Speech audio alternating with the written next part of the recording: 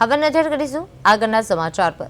મોરબીમાં અષાઢી બીજની રથયાત્રાને લઈને પોલીસ તંત્ર એલર્ટ મોડ પર આવ્યું છે। રથયાત્રા શાંતિપૂર્ણ રીતે સંપન્ન થાય તે માટે પોલીસ દ્વારા વિવિધ સમાજના આગેવાનો અને આયોજકો સાથે સંકલન બેઠક યોજવામાં આવી હતી।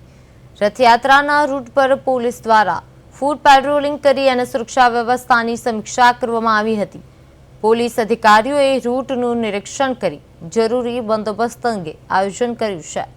રથયાત્રા દરમિયાન એક ડીવાયએસપી, 5 આઈપીઆઈ અને સહિતના 80 જેટલા પોલીસ અધિકારીઓ તૈનાત રહેશે।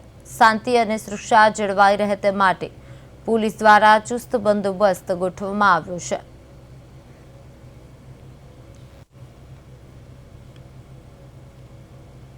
આગામી અષાઢી બીજના નિમિત્તે રથયાત્રા મોરબી શહેરમાં એ ડિવિઝન પોલીસ સ્ટેશન વિસ્તારમાં નીકળે છે, જેમાં શાંતિ સમિતિની મિટિંગનું આયોજન કરેલ કે એમાં જુદા જુદા આયોજકો તથા હિન્દુ મુસ્લિમના સંગઠનના અને જે વેપારી છે આગેવાનો એમની સાથે મિટિંગ કરેલી અને આજરોજ જે રથયાત્રાનો રૂટ છે મહેન્દ્રપરા, ત્યાંથી આસ્વાદ પાન, મહેન્દ્રપરાથી સુપર ટોકીજ, સીપીઆઈ ચોક, નગર દરવાજા, ગ્રીન ચોક, બચ્છુમાના મંદિર સુધી જે દર વર્ષે અષાઢી બીજની રથયાત્રા નીકળે છે એનું આયોજન કરવામાં આવેલ છે ને ત્યાં આજે પોલીસના અધિકારી અને કર્મચારી સાથે, જેમાં એક ડીવાયએસપી, 5 પીઆઈ, 11 પીએસઆઈ અને 70થી 80 પોલીસના અધિકારી કર્મચારીઓ જે રૂટનું નિરીક્ષણ કરશે અને એનું ફ્લેગ માર્ચ કરવામાં તમામ ટીમો દ્વારા જે સંવેદનશીલ વિસ્તાર છે ત્યાં ફ્લેગ